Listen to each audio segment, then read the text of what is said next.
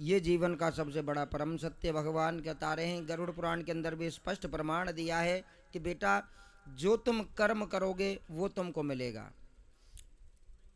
ये 3 चिट्ठी केवल याद कर लोगे तो इन तीसरी चिट्ठी पे भी ये समझ लेना कि तुम्हारे उसके बाद में 10-5 साल मिल रहे हैं तुम्हारे लिए।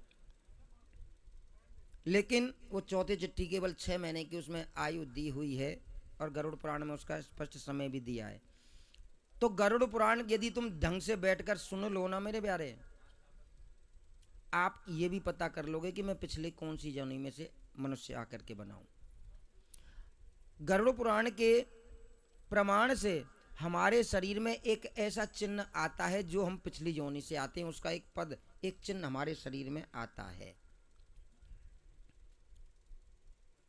अब एक दो तो मैं बता दूं, तुम कहो तो, पर ना बताऊं कहीं बाद में फिर कोई बुरा समझ जाएगा कि हम कौन कौन से, क्योंकि पोल यहीं खुल जाएगी कि कौन चोर था और कौन साहूकार था।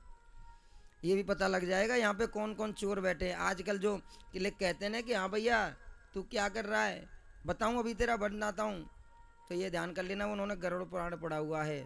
और गरुड़ पुराण में कई चिन्ह तो तुम्हारे शरीर पे ऐसे छपे होते हैं, हम कह देंगे बेटा तेरे ऐसी करनी है, तेने ऐसा किया, तो समझ लेना वो गरुड़ पुराण का चिन्ह तुम्हारे शरीर पर देख लिया, इसका मतलब उन्होंने गरुड़ पुराण पढ़ा है। गरुड़ पुराण में हर चीज का प्रमाण है, हर चीज का। तुम प्रमाण तुमको चाहिए ना, जो तुम कहो। कोई कहता है कि ये कथाएं तो बेकार हैं, गरुड़ पुराण में जो बताया ना कि नरक ऐसा है, बैतरणी नदी नाम कितना प्यारा है, 21 नरक प्रधान बताए हैं और 21 नरकों का प्रधान वैतरणी नदी है।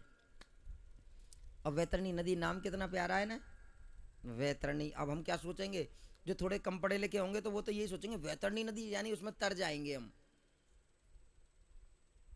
और वैतरणी नदी इतनी खतरनाक है, उसमें जो जाता है तो समझ लेना उससे बड़ा नरक कोई नहीं झेल सकता। बैतरणी नदी के अंदर कोई गंगा जमुना नहीं बह रही है, वहाँ जो अब जैसे तुम्हारे फोड़े पक जाते हैं उसमें से गंदा खून निकलता है, जिसको तुम रुधिर कहते हो या क्या बोलते हो, मवाद भी बोलते हो ना, वो गंदा खून उसमें बैतरणी नदी में बह रहा है ऐसे। और जैसे ही पापी आत्मा जब वहां जाती है तो वो उफान आता है, जैसे ज्वार भाटा आता है, आपने देखा होगा। क्योंकि ज्वार भाटा जब आता है ना तो वो अपनी सीमाएं लांघ जाता है, और जो जितना बड़ा पापी आता है तो वो एकदम उस पर उछलती है, उबलती है, और उसमें एक भंवर निकलती है ऐसे घूमती हुई। और वहां पर जो घाट बने हैं, कोई सीढ़ियां नहीं बनी है माने प्यारे, वहां पर वो जो तुम्हारी हड्डियां है जो फेंकी जाती है ना, हड्डियों का ढांचा, उसका जो, अब तुमने देखा होगा जो हड्डियां फेंक देते हैं तो वही हड्डियों का ढांचा वहां पर बना हुआ है, पैर फिसल जाए। ये जो आपने देखा होगा आजकल, तो देख ये प्रथा सब नई समझ हमने देखी है। आजकल बच्चे माँ बाप के लिए बाल भी नहीं देते, बाल देने में शर्म लगती है। ये चीज गरुड़ पुराण में लिखी हुई है बेटा, जब बाप जो यदि तुमने बाल नहीं दिया तो तुम उस कर्ज से मुक्त नहीं हो सकते हो जो पुत्र पे पितृ ऋण चढ़ा हुआ है, ये भी ध्यान कर लेना। बेटा मुक्त ही बाल देकर, जो बाल देते हैं ना वहां पर जब उसको लेटाते हैं शमशान में जाकर के, तो उनके चरणों में बैठ करके वहां नाई साथ में जाता है और पूरे बाल दिए जाते हैं, और बाल फिर बाकायदा उनके चरणों में चढ़ाए जाते हैं कि जो आपने पितृ ऋण मेरे सर पे था आज से वो तो आपको पूर्ण किया, और तुम्हारे ऊपर फिर वो घर की जिम्मेवारी, वहीं पर एक गमछा पूरा समाज आपके कंधे पर डालता है और तुम घर के जिम्मेवार आदमी बनते हो। वो कर्ज वहां उतरता है कि पिताजी जो आपने हमको कंधे पर बैठा करके चलाया था। जीवन में ध्यान कर लेना, तुम मैया से बहुत प्यार करते हो ना, सबसे ज्यादा प्रेम किससे करता है बेटा? बेटा होता है मम्मी का लाडला, होती है कि नहीं होता?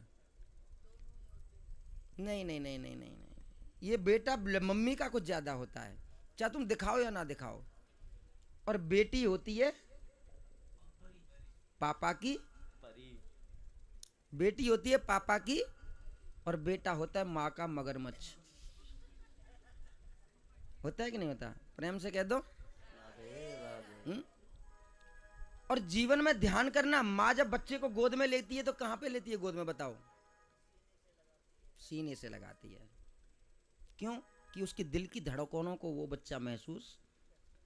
आजकल बेटा आज्ञाकारी क्यों नहीं हो रहे? क्योंकि माँ तो बच्चों को पाल नहीं रही है। कौन पाल रहा है? आया। बच्चा पैदा हुआ ना, आया के हवाले कर दिया। पहले बच्चा को सीने से लगा करके माँ बाप सोते थे। बच्चा जैसे ही आता था ना, मम्मी पापा चाहे वहां लाखों की लाइन में बैठा दो, और बच्चा बिल्कुल भी नहीं समझता होगा, होते होते बच्चे को चेहरा पहचान लेता था कि ये मेरी माँ है। क्यों? कि जब वो बगल में सुला देते ना, उसकी सुगंध से।